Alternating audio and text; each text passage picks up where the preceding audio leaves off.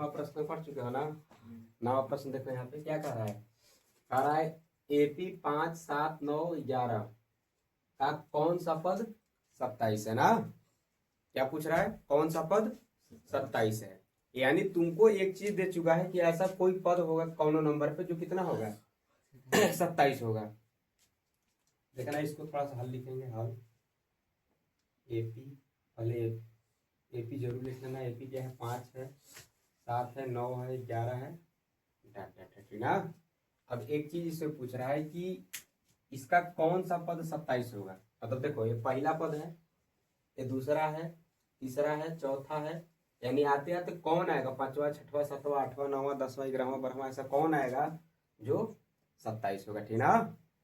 तो एक तरह से और दिमाग लगा सकते हो इसको, ऐसे लिखोगे पहला है 5, 7, 9, 11, यानी कितने कितना जोड़ना पड़ रहा है, दो दो जोड़ना पड़ रहा है ना। देखो 5 में 2 जोड़े तो 7 हुआ, 7 में 2 जोड़े 9, 9 में 2 जोड़े 11, 13, 15, 17, 19, 21, 23, 25, 27। पहला, दूसरा, तीसरा, चौथा, 5वां, 6वां, हाँ, 7वां, 8वां, 9वां, 10वां, 11वां और 12वां, यानी वहाँ पद। वहाँ का मतलब क्या होता है, जैसे यहाँ 9वां कौन पद, यह 9वां पद ना। यह 9वां पद तुमको दे दिया है कि 12वां पद कितना है, 12वां पद कितना है 27 है। यह 9वां पद कितना है 27 है। यन कितना है 12 है, ठीक ना। इसमें तुमसे पूछना चाहता है कि जैसे देखो N1 है, ठीक ना, मतलब पहला, दूसरा, तीसरा, चौथा, उसी तरह से 12वां पद कितना है 27 तुमको दिया है, ठीक ना। ये चीज तो मान लो अगर बहुविकल्पीय में देगा तो इस तरह से हम लोग करके इसे निकाल लेंगे कि चलो छोटा मोटा रहेगा तो निकाल ली 12वां नंबर पे, तो विकल्प में कहीं 12वां होगा, ठीक लगा देंगे ना। अगर आ गया 60 क्वेश्चन है, मतलब बाकी लोगों में आ गया चाहे लघु में, तब क्या करोगे तब करना पड़ेगा हल, ठीक ना। हल करने के लिए क्या करना पड़ेगा, लिखोगे दिया है, क्या क्या दिया है इसमें। देखो पहला दिया है 12वां पद के मतलब क्या दिया है कि AN तुमको दिया है, क्या दिया है AN दिया है। हम नहीं जान रहे हैं कि 12वां पद अभी निकाले तब तो पता चला, हमको तो पता है नहीं, हम AN लिखेंगे ना।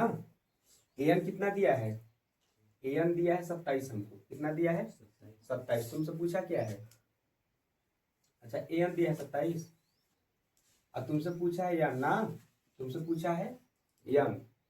और यहाँ पे एक चीज और कहा है, मान लो ए कितना है 2 है, डी कितना है, डी निकालो। देखो 7 में से 2 गया तो कितना बचेगा, प्लस का 5 बचेगा, ठीक ना। लिखेंगे इसलिए सूत्र से, सूत्र क्या है, सूत्र है AN बराबर A plus N minus 1 into D, ठीक ना। ये तुमको दिया है 27, यहाँ पे लिखेंगे A का मान है कितना 2 प्लस N तुमसे पूछा है और डी कितना है 5 है ना। और AN तुमको दिया है 27, लिखेंगे यहाँ पे 2 प्लस 5N माइनस 5 बराबर 27। यहाँ पर हो जाएगा 2 प्लस, देखो -5 है, यहाँ पे +2 है, क्या हो जाएगा 5N। ये 5 में से 2 घटाए कितना बचेगा 3, 5 बड़ा इसका चिन्ह माइनस है तो माइनस आएगा ना। यहाँ पे लिख लेंगे माइनस बराबर हो जाएगा 27। SN बराबर कितना हो जाएगा 27, गलत आ रहा है 27 प्लस 3 ना, याद आ रहा है उल्टा, उल्टा नहीं आना चाहिए।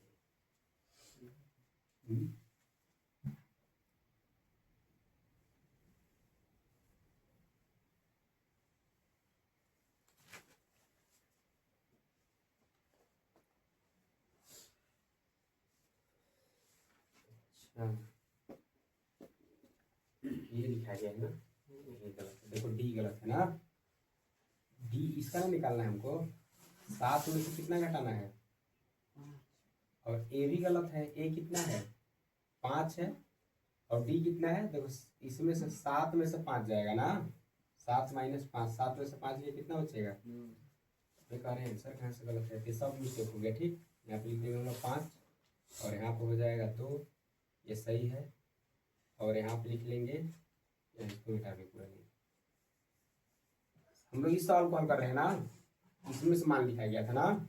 देखो यहाँ पे पहला पद कितना है, 5 है।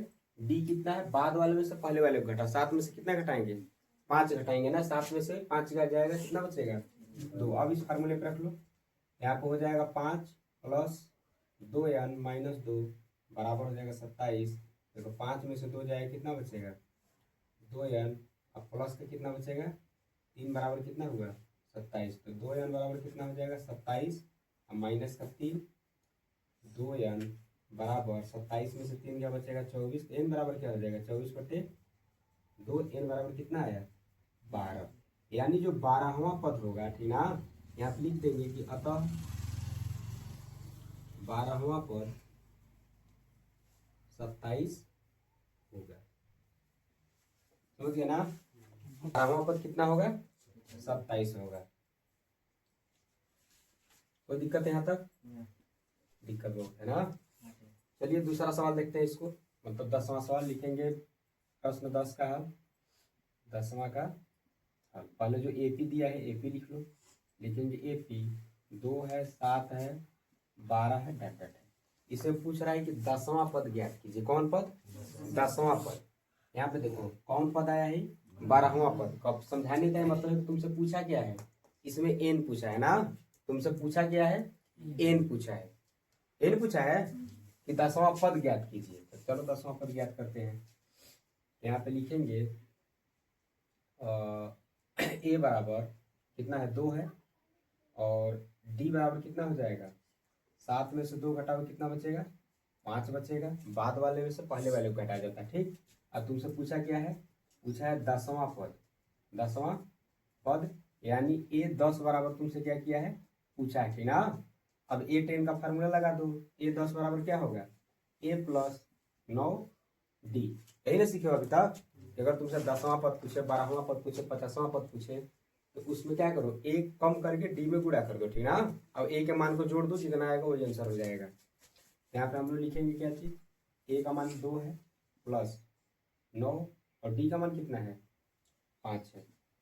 2 प्लस 9 बचे 45। ए 10 बराबर क्या हो जाएगा, 45 और 2 47 ना। यानी इसका 10वां पद कितना होगा, 47 होगा। आगे बढ़ते जाओगे तुमको मिल जाएगा, 1 2 3 पद भी है ना, 7 तक, 7 स्टेप और आगे जाओगे तुमको कितना मिलेगा, लास्ट में 47 मिलेगा। देखना मिलेगा कि नहीं। 12 5 17 5 22 5 27 5 32 32 5 37 37 5 42 5 47। देखो 1 2 3 4 5 6 7 8 9 10। 10वां पद कितना है, 47 है ना। यही कुछ भी किया था कि कौन सा पद, मतलब 10वां पद ज्ञात कीजिए। हम 10वां पद निकाल दिए, 10वां पद कितना होगा, 47 होगा, ठीक।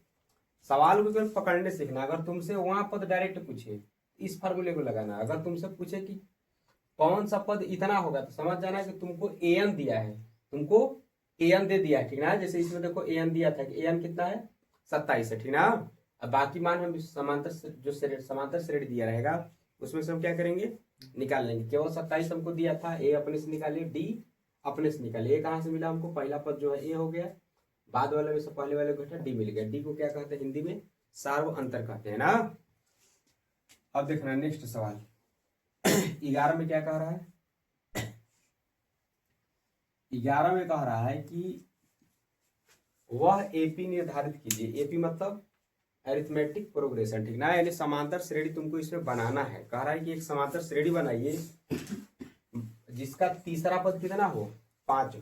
मतलब यहाँ पे दिया है, क्या दिया है तुमको, दिया है A3, तीसरा पद मतलब A3 ना। A3 कितना दिया है, 5 दिया है। और 7वां पद, तीसरा पद और 7वां पद यानी A7 तुमको कितना दिया है, कितना दिया है, 9। अब तुम लोग इन दोनों का फार्मूला जान रहे हो कि अगर हम इसका फार्मूला देखें तो A3 बराबर क्या होगा, A प्लस 2D बराबर कितना है, 5 है। इसको मान लो समीकरण 1। इसका फार्मूला क्या होगा, A प्लस 8D ना, बराबर कितना दिया है, 9। इसको मान लो समीकरण 2। चलो अब इसके आगे हम लोग क्या करेंगे, पहले मान हमको देखो समांतर श्रेणी अगर कोई चीज बनाना है, किसी कोई सा भी समांतर श्रेणी बनाना हो तो उसमें हमको दो चीजों की जरूरत पड़ेगा, किसकी किसकी, ए और डी की जरूरत पड़ेगी ना। अगर हमारे पास ए और डी है तो समांतर श्रेणी हम बना सकते हैं, नहीं है तो नहीं बना सकते। तो पहले हमको ए चाहिए और डी चाहिए, तो लिखेंगे समीकरण एक व समीकरण दो से। समीकरण एक और दो को हल करके देख लो क्या आता है। तो समीकरण एक, ए प्लस 2d बराबर है 5, ए प्लस 8d बराबर है 9। तो क्या करेंगे हम इसको घटाएंगे, यहाँ पे वाह लिख के घटा दो, ठीक ना। घटा दो, घटाओगे तो क्या होगा, प्लस है तो माइनस, प्लस है तो माइनस, प्लस है तो माइनस, ए से क्या होगा कट जाएगा। अब यहाँ पे देखो 8 में से 2 जाएगा, कितना बचेगा 6 बचेगा। 8d यहाँ है, यहाँ पे 2d है, 8 को डी में से 2 डी जाएगा, कितना बचेगा 6d बचेगा। 8 बड़ा इसका चिन्ह माइनस है तो माइनस, 9 में से 5 जाएगा, कितना बचेगा 4, 9 बड़ा इसका चिन्ह माइनस है तो माइनस, माइनस से माइनस क्या हुआ खत्म हो गया। लेकिन पूरा पूरा आंसर आना चाहिए ना।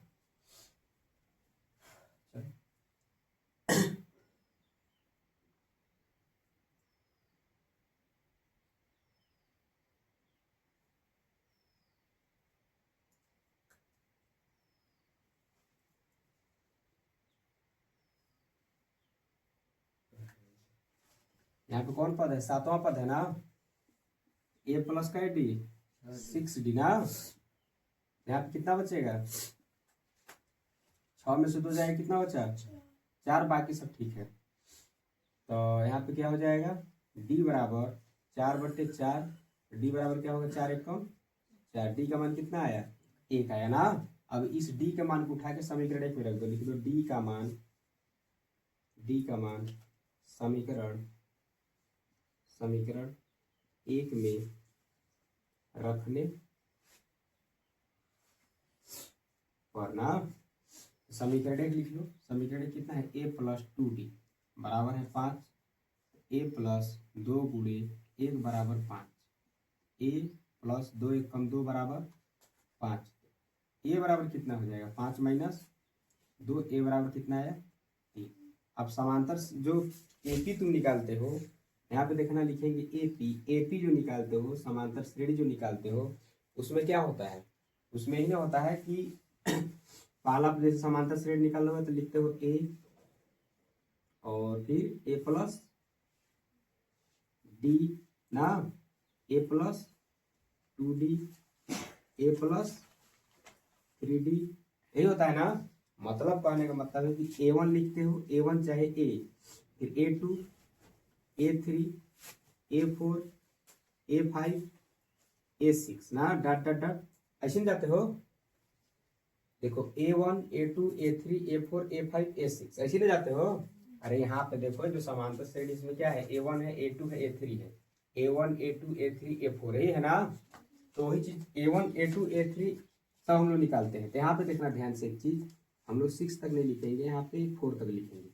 अब देखो A1 जो होता है, A1 का मान A होता है, A2 जो होता है उसका फार्मूला क्या होता है A प्लस D होता है, A3 जो होता है उसका फार्मूला क्या होता है A प्लस 2D होता है, A4 जो होता है उसका फार्मूला क्या होता है A प्लस 3D होता है, ठीक ना।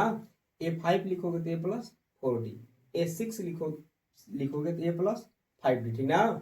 मतलब एक कम करके D में हम लोग क्या करते हैं गुणा कर देते हैं, ठीक। निकालो यहाँ पे देखो A कितना है तुम्हारा, A है तुम्हारा 3, तो पहला तो हो गया 3, यहाँ पे AP, यहाँ पे लिखेंगे AP, यहाँ पे होगा पहला 3। दूसरा का निकालना हुआ तो क्या करेंगे, देखो 3 में हमको क्या करना पड़ेगा D का मान जोड़ना पड़ेगा, तो 3 हुए 4 ही ना हुआ। अब इसको रखना होगा तो क्या लिखेंगे कि A यानी 3 और 2 1 कम, देखो 2 यहाँ है 1 यहाँ है, 2 1 कम, D का मान 1 है ना, 2 1 कम 2, 3 इसका मान है और 2 ये आ गया, 3 और 2 5 ना। फिर क्या करोगे, इसको निकालना है तो क्या करोगे A और 3D, 3 का मतलब 3 हो गया, D का मतलब D का मान 1 लिख दो, ठीक। तो 3 1 कम 3 और 3 यहाँ पे A का मान निकला 3 3 6, यही हो गया तुम्हारा क्या चीज समांतर श्रेणी। या ऐसे समझो कि जो A है, ठीक ना, जो A का मान है उसमें D के मान को डायरेक्ट जोड़ो, उसमें D के मान को डायरेक्ट जोड़ो। तो A पहले था A को लिख दो, दूसरा का लिखना हुआ तो A में D को जोड़ो, 3 1 4, अब 4 में फिर D को जोड़ो, 4 1 5, 5 में फिर D को जोड़ो, 5 1 6, फिर अगला निकालना होगा तो 6 1 7 1 8 1 एक कहाँ से आ रहा है, डी गामा है ना। सार अंतर जो होता है, अब इसको आगे निकालना होता है तो हम लोग कैसे निकाले थे, देखो 5 और 2 7, 2 9, 2 11, 2 13, 2 वो 2 कहाँ से आया, वो 2 हमारा कौन है, सार्वंतर है ना।